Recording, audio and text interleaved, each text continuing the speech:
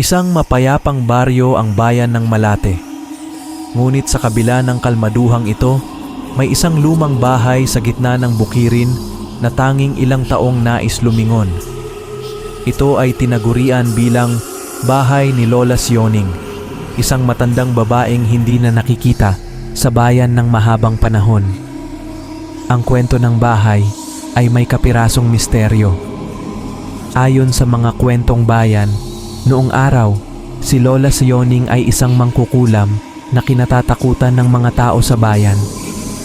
Sinasabi na may mga taong nagtangkang sumilip sa kanyang lihim na kaharian, ngunit hindi na nagbalik. Ang bahay ni Lola Sioning ay isang lugar ng hindi pormal na takutan at kababalaghan. Isang araw, dumating sa bayan ang isang mag-anak na sina Benji at ang kanyang anak na si Juancho. Nagdesisyon silang tumira sa bayan at maghanap ng tirahan. Sa paglalakad sa bayan, napansin nila ang lumang bahay ni Lola Sioning na tila nagtatawag ng kanilang pansin.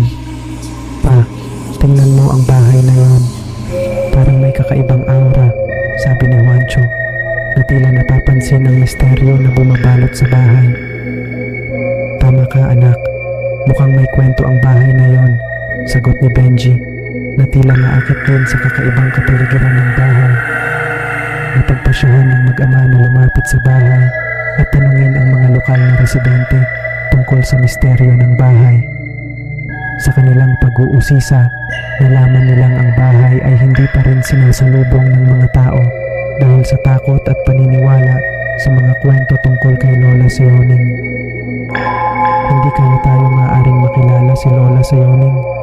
Marahil ay malaman natin ang katotohanan," sabi ni Benji, na tila napaisip sa maaaring mangyari.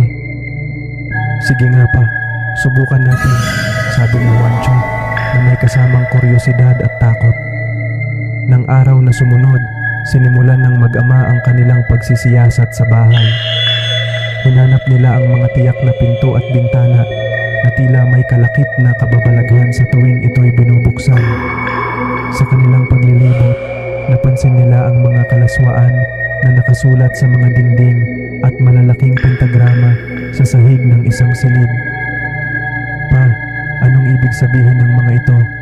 tanong ni Juancho, na tila nag-aalala sa kahulugan ng kanilang nakita.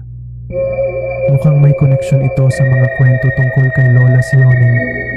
Marahil ito ang kanyang ritual o pambabalangkas," sabi ni Benji, na tila may kaunting kaalaman sa mga bagay-bagay. Sa kanilang paglilibot, napansin din nila ang isang nakatagong silid sa kabilang bahagi ng bahay. Dahil sa kuryosidad at takot, desididong buksan ng mag-ama ang pintuan ng nakatagong silid. Dito nila natagpuan ang mga kakaibang aklat na puno ng mga orasyon at mga tala ng ritual. "Hindi tayo dapat magtagal dito, Juancho.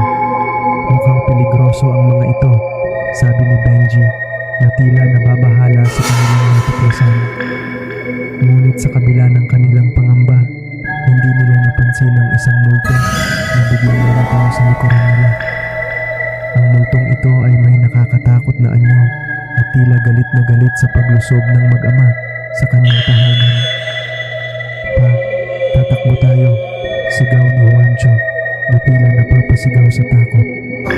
Ngunit bago pa man sila makatakas, biglang lumabas si Lola Sioning mula sa lilim ng dilim. Ang kanyang anyo ay puno ng kapangyarihan at galit, at tila may sumpang bumabalot sa kanyang katauhan. "Kung hindi ninyo ibabalik ang mga aklat at aalis dito, tiyak na magdurusa kayo ng mga sumpa ng mga espiritong sumasaklaw sa inyong itinatagong mga lihim," sigaw ni Lola Sioning, na tila isang bagyong nagdadala ng takot at galit. Dahil sa takot at kaba, nagpasya ang mag-ama na sumuko sa kanilang pagsusumikap. Binigay nila ang mga aklat at nangakong hindi na babalik sa bahay ni Lola Sioning. Sa pagbabalik sa kanilang tahanan, hindi nila malilimutan ang mga pangyayari at takot na dulot ng kanilang pagsisiyasat. Mula noon, ang bahay ni Lola Sioning ay nananatiling isang misteryo at isang lugar ng hindi pangkaraniwang takutan. Hanggang ngayon, ang mga kwento tungkol sa bahay at kay Lola Sayoning ay patuloy na bumabalot sa bayan ng Malate.